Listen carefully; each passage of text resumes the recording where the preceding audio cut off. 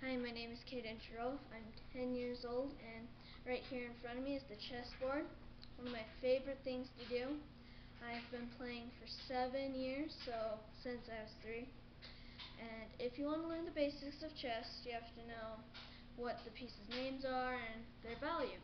So, king, but I'm going to start with the pawn. The pawn is worth 1 point, but it can be very valuable in the endgame. Because in the endgame, if you can get it to the 8th rank back here, like if I marched up this pawn, most unlikely, but if I marched it up and took this, I could get another queen. And queens are one of the most powerful pieces. Or I could get a bishop, a rook, or a knight, whichever one I wanted.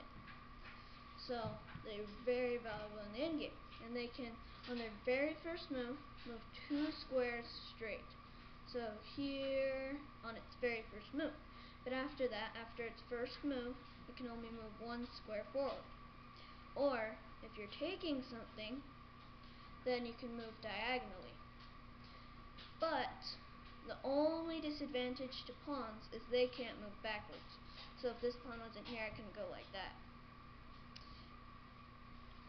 And so this is the rook. It's worth 5, so pretty valuable. And it can move straight and stuff as many spaces as it wants, as long as it doesn't try and jump over something. See, it can't jump over this pawn. If it wanted to go in that direction straight, it would have to take it. And the rooks can go backwards, but these can't go diagonals. The knight, most people call it a horse, but it's a knight.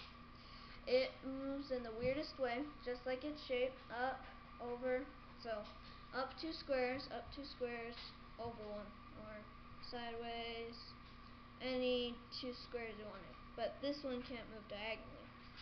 But the balance to the knight, why it's so valuable, because it's worth 3, so not too bad, because it can jump over pawns and pieces. So it can jump over here, and so that's pretty powerful. It's nice to be able to jump over. And this is the bishop.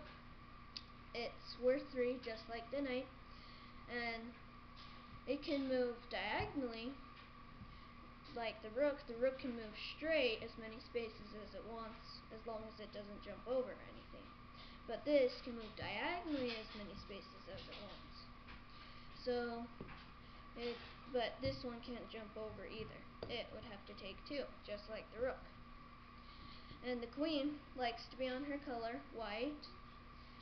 So, the queen is the most powerful piece on the chessboard, because it's worth 9, and it can move in any direction it wants. So it's like a combined rook and bishop. So it can move in any direction it wants. It's many spaces, but just like the bishop and rook, it can't jump over stuff.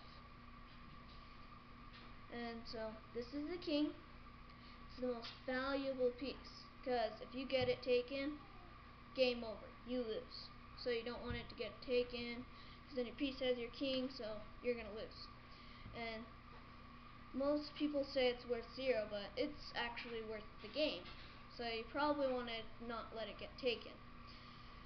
So it can move any direction it wants, but only 1 square. So it can move here, here, here, but it can't move 2 squares. And so once you learn all that, and learn all the basics, then you can get on strategies and planning. And that is when chess begins.